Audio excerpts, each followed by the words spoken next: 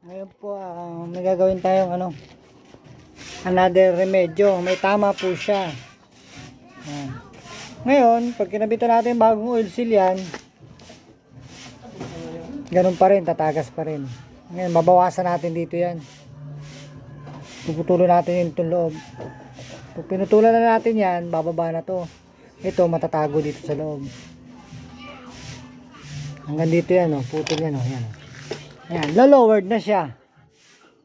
Pag nabawasan ng kaganyan sa loob, papasok na yan siya. Tatago na tong may tama. Ito, dito yan papasok. Babawasan hanggang dito yan sa loob. Yung mga ganyan putol. Lowered na siya.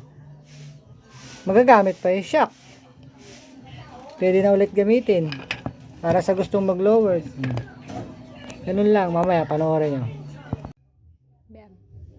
Ito dito puputulin natin hanggang dyan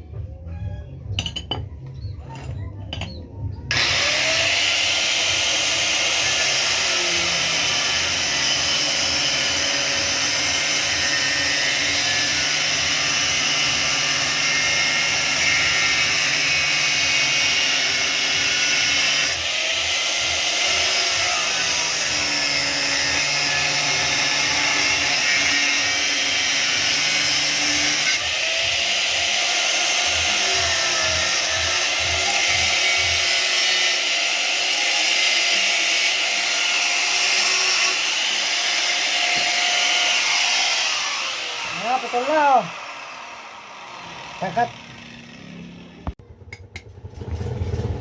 Sige, may na yan. Oo.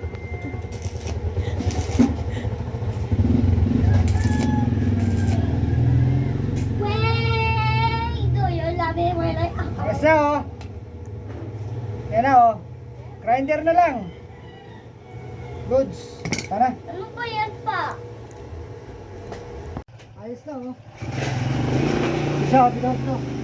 Ito. Ito naman siyang galo kaigsi. Ang laki ng diferensya Ayan, yung pinutol. Pang-lowered.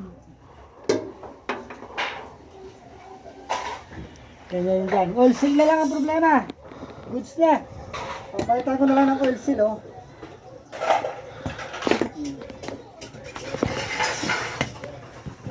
Goods. Yeah.